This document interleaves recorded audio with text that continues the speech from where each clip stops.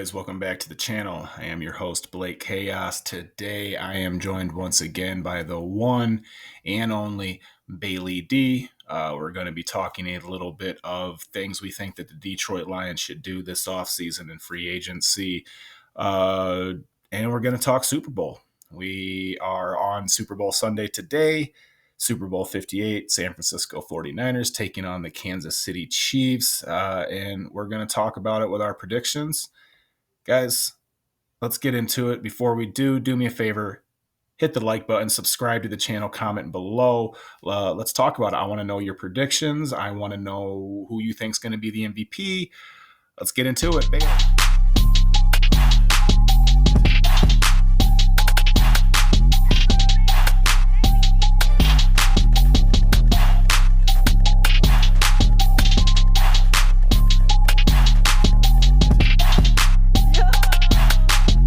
And be able to, we can start doing a lot more with it. All right. Real quick, what's the hat? Is that something you want me to plug? No, it's just one of the artists that was up at the intersection the other night. I just like to, kind of get different fits and everything and like that for different ones. It's just one of the artists that was there, kind of met everybody, everything. While working up there, I hang out with a lot of artists and bands and stuff and get free signed merch and shit like that. That's what that KG one was from last video. It was this guy, Kid G. He's an artist.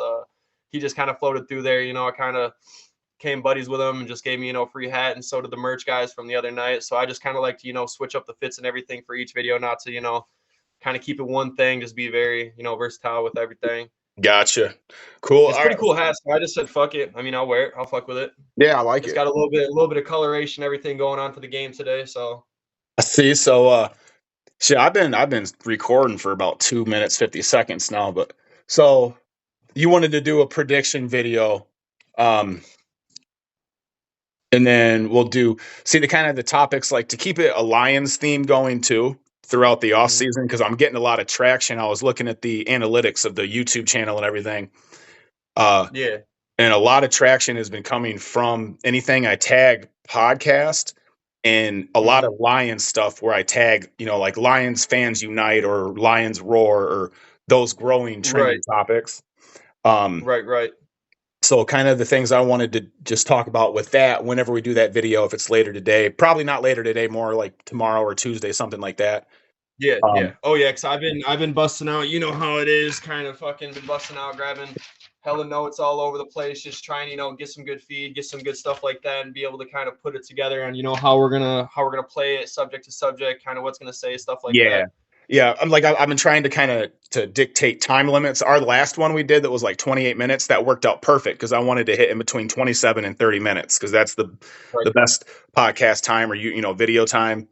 So we were right on there. So I'm working on structuring a format to where we have a topic. Like say we get to this in a month's time, we get to this and we're doing three episodes a week, an hour a night. We sit and we talk. Random things, and then we have a format so we can plan ahead of time and then get right into it and be structured. So we're on the right path, man. You're doing a hell of a job. But like the things with the Lions I want to talk about is a big talking point right now is what to do with Josh Reynolds. Yeah. You know what I mean? Yeah. And my personal take on it, I'm down on him for dropping the 3 passes, in the NFC Championship game, but I don't think Detroit should get rid of him. Just because he has such a chemistry with Goff and he's integral in the offense, and everyone has times like that where everybody has an off day, no doubt about it. Especially having all the pressure put on you, like in those very moments, it is definitely all players can't step up to the plate every time and hit a dinger. I mean, there's always going to be that missed catch or that missed play or something like that. It's unfortunate it just happened the way it did. But you can't hold that on somebody. I mean, everybody took that and they're going to bring it to next season. Everybody's taken that vow that we're, going to the Super Bowl next year, that we're going to be hard hitting, that we're not using this last couple games to look down on it. We're just using it for motivations, come back harder, better, and just absolutely better everything next year. We're definitely going to use the end of this season and, those couple faulty plays, those couple, bad play calls, just stuff like that. We're going to use it for next year, and everybody has confidence. That's what everybody needs, is the confidence and motivation that next year we're going to come out bigger, better, stronger, and more hard hitting. What I'm just kind of upset about is how I believe it was the 49ers are trying to poach Jonah Jackson from us. I think he needs this. I think he needs to stay in Detroit. You know, he's a great player, but I just definitely don't like that word poach. Let alone, I just feel like there could be some skeezy stuff going around about that. You know how players are, how they just want to go to a winning team. They want to go to, the championship. They want to be given that opportunity without, putting in the work, the earning and stuff like that. When you look at like Ben Johnson and stuff like that, who had offers to, a lot of different places, interviews, but he said, no, I'm staying here. I want to get it for him. The city deserves it. Detroit deserves it. So, I put a Same with lot of Aaron Glenn. respect to Same those with Aaron people. Yeah. Glenn. And Like they then just when the coaches come back, when the coaches realize, because this all started with Brad Holmes, Dan Campbell trading for Jared Goff, building that Detroit, Detroit grit culture. It all started there. So those coaches are coming back because truly they 100% believe in making it to the Super Bowl and winning the Super Bowl oh next year. yeah, I So the mean, what's players that are going what's to that, follow. that couple $1 million, pay difference, or going to that automatic team that's kind of, guaranteed. Like, no, they want to make a difference to a city, and they see, the fan base has got it, they see the team's got it, they see everything about it is ready to go. They just want to be able to make that difference. They want to make history. So that's one thing I do put a lot of respect on is, people have the opportunity to go, elsewhere. People know they're impactful players, that they'll do the job, they'll get it done, whatever. But they found a chemistry in Detroit, and they just want to stick around. And they're going to come back harder than ever next year. We had a hell of a season this year, but next year is going to be something that nobody has seen before. It's going to be absolutely great. Yeah, I was just watching this video on YouTube of the best trick plays of the 2023 season, and like 90% of the trick plays that they showed on it, it was like a 12 or 13-minute long video, was all the Lions plays, Oh yeah, their no double doubt. I mean, reverses. it's we have not only had the opportunity to express ourselves with those trick plays and kind of experiment, but we also have had to, just because we're not performing kicking wise. We have better fourth down conversions at almost a 76% rate than trying to kick field goals past the 45-yard line. We're sitting under 50% with that. So I just definitely feel like we had the motivation to do that at the time, but we just also couldn't take those risks of losing games or losing points and stuff like that over just, those 3 points. And I mean, that's where Dan Campbell's nuts swing. He lets it go, and it works out or it doesn't. But I mean, it's definitely changed the name of the game, and it has changed the way that we play football. Hashtag Dan Campbell's nuts. You heard it right here from Bailey first, everybody. Oh yeah. Hashtag DC nuts. Nuts of steel. And boys got the coconut sized ones. God, I bet they're just shaved, perfectly manicured. He probably has the Manscaped 3, 4, 5.0, whichever one's out now, and just He's got the rocking. 10.0. They sent him their new special Johnny. Oh man, I'm just super excited to see what we come out with next year. It's going to be no other. Everybody has just used this, the last couple of games, the playoffs and everything, just as motivation for next year. And all I see about, is just how people are motivated, are ready, and are just, going to be giving it their absolute all next year. And especially with people who we are looking for and trying to, plug in and, put out. It's going to be really great to see, and I'm very excited. I'm super, super, super excited, and I just can't wait to get down to Ford Field next year. Cheer the boys on. We Oh, got to we'll give be them the there. full love, full support, everything. We'll be there. Bailey, question. Who should Detroit target in free agency? You've had some time to think about it since our last recording. Who should Detroit target? I really would like to see maybe Chris Jones or Justin Maduke. I mean, we definitely need to get somebody on the other side for Hutch. I mean, he's a hell of a player, and he can get to both sides of the field. He can put the pressure on, but if we can go from both sides, I just feel like it's going to be completely unstoppable for us. We are already really good with our backs. We got Gardner Johnson, we got Sutton, we got Branch, we got everybody. It's just we need to plug and play for somebody else for Hutch. Even though he's such an impactful player, he's still got to have a little bit of backup, that extra rush, that extra pressure. Once we get that, I feel like that'll definitely make an impact for us. Because I mean, we're pretty set O-line. We're really good with our receivers. Our tight ends are just, phenomenal. I can't wait to see what Ertz comes out with. Porta, obviously, he's just a dog. We are really set around our base. I just really feel like we need to kind of get, a second man in there for Hutch to kind of, play around, mess around, and just, put that extra pressure on. Which is We why have to find somebody that is going to, they see Hutch on one side, but they also got to be scared to tag the other, because, he'll drop back. He'll make a play, whether he's breaking through, he drops back, whatever. But as long as we can get, somebody else that puts that extra little bit of scare in their heart, I just feel like it's going to make our defense more dominant than most in the league. Oh yeah, you need someone. You need someone to take the triple teams away from Hutch. I mean, he's the highest. Yes. Not interesting. What's incredible about Hutch is he is the highest highest doubled and tripled rusher in the NFL, and he still has the most quarterback pressures. That dude is a Yes. freak of nature athletically. If we get someone, look, Chris Jones, Mad Max, or who I honestly want the most Yes. and think would be Daniil Hunter. We could pull him from Yeah. Minnesota. That takes a threat away from a threat and becomes an asset, strengthens Yes. our divisional standings in the NFC North, because we're going to have battles with Green Bay next year. We're going to have battles with them. I think Yeah. we Oh lose yeah. one. I think They we they win are one. looking hot. I mean, at first, at the beginning of the season, they were not really coming out,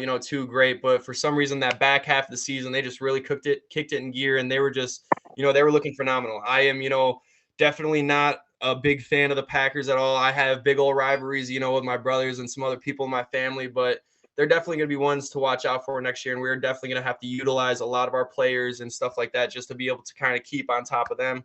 Obviously, not really too worried about the Bears or a couple other people's, but definitely the Commanders and the Packers are going to be ones to look out for. I am just, I feel like as long as we keep going, we're going to take that out on top. But other than that, I feel like we should get a new kicker. I mean, for some reason, I don't know where it's coming, but I Fourth, don't know. We fifth, just need sixth to be able to round. That's it. utilize those, even though it's 3 points, it still makes a difference in the game. It's Whether it's it's free. It's in the 3 points, end of and the it's game. 1 point every touchdown. That's the Yeah, thing.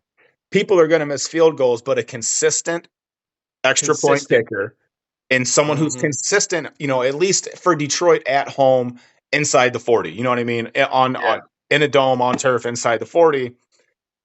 He's been all over the place this year. It's been upsetting I to mean, and watch. it's one thing, if you miss a couple of kicks and stuff like that, but if you're Learn if from. you're kicking under 50%, I mean, like if you can't, that's just, You we got got to six kind of days look a week to fear otherwise practice. that. Right. You're not. Listen, I don't want to talk shit about kickers because kickers do a lot for the league. They really do. But Oh, for sure, for y- sure. They are very, underrated, underlooked players. They are yeah, definitely, stuff that could tie a game, and I've seen so many games to where, it's come down to that very last second, that, very one kick that, could determine it. We even saw it earlier this year. I can't remember who the Seahawks were playing, but it came down, the last second. I believe it was over a 50-yard field goal, and they just barely broke it right. And I mean, that it's just the make or break. I mean, it's a game of every inches. team, yeah, you have the impactful players, but that is just something that really will kill a season or end a game. It And is that's a something game. we have to utilize. It's a game of inches, and those inches come from your hands and your feet because Yes. we love kickers here at the Blake Chaos channel. Another thing I want to talk about, Bailey, and then we're going to get into the Super Bowl predictions. I gave mine. I want to hear yours. I think we're one of the strongest teams to head into next year because we have a backup quarterback in Hendon Hooker who is Mm-hmm. just sitting there and learning Mm-hmm. behind a veteran Jared Goff and Ben Johnson, the hottest, OC in the league. He's Oh learning. yeah. So if something happens, fingers crossed nothing does, but if something happens to Jared Goff, I'm fully confident in Hendon Hooker coming in Oh, for sure.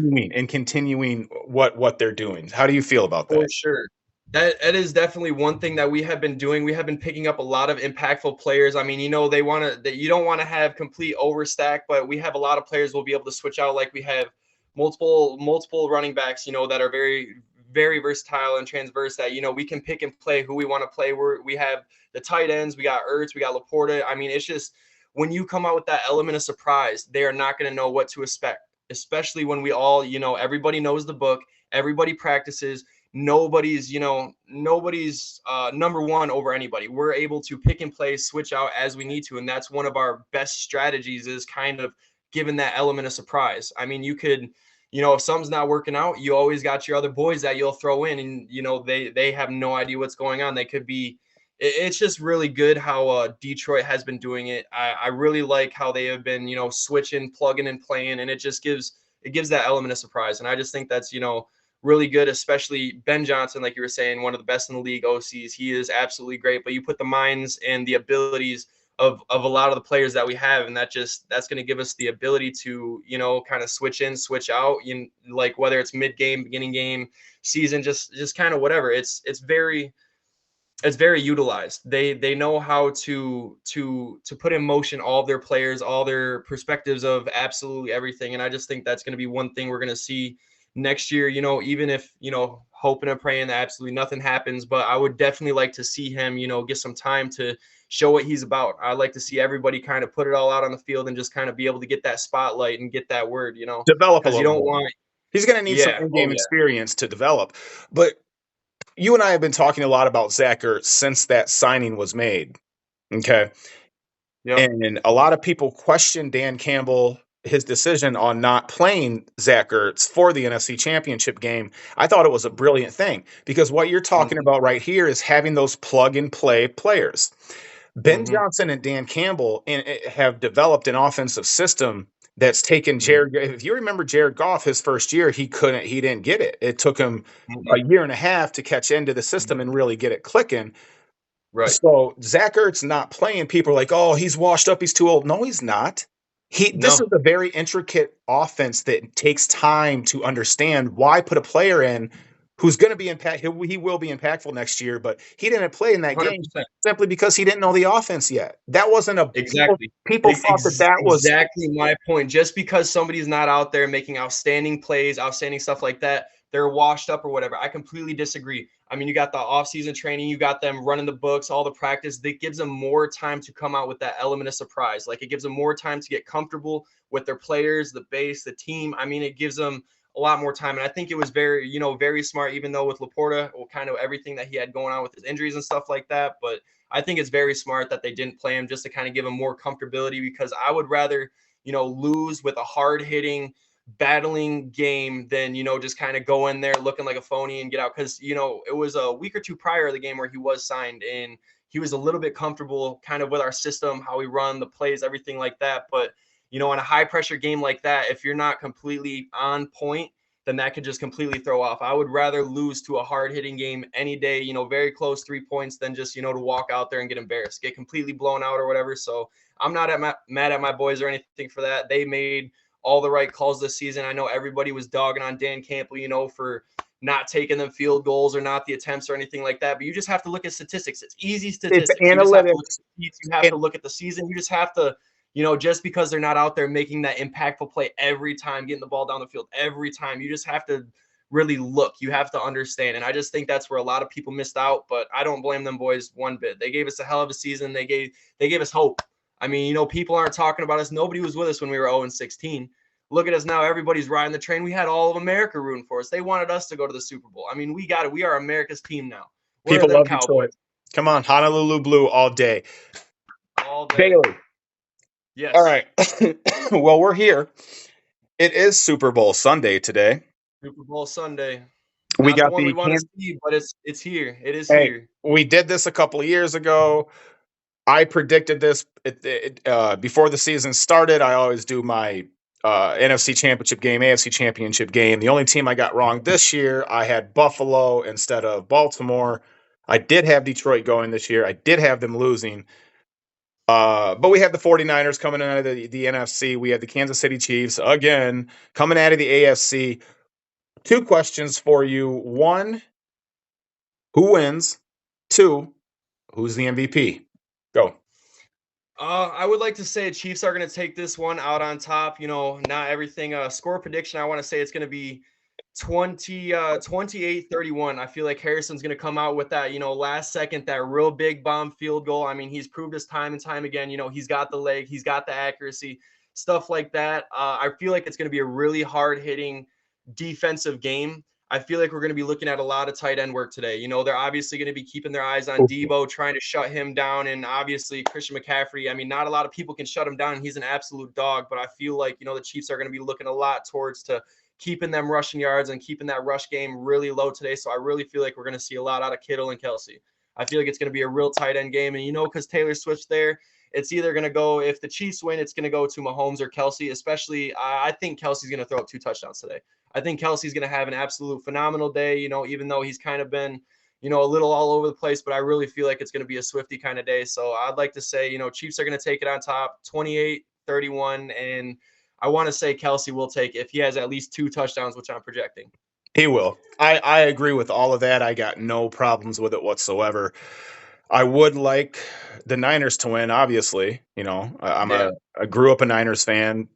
Will always Yep. be a Oh Niners yeah, fan. I was back in the day too. I mean, they had all the great players. Still one of my favorite players to this day, Frank Gore, absolute dog. You know, they've always had a great structure. They've always had a great fan base, and they've always had the support on their back. But we just got to look back in the last 5 years and the But Chiefs. I mean, there's no doubt they have been. They're just absolutely Andy Reid, Patrick Mahomes, Travis Kelce. I mean, they got Pacheco. It's going to be a really good game. I just feel like a lot of the rushing game is going to be shut down today, and it's just going to be a tight ends world today.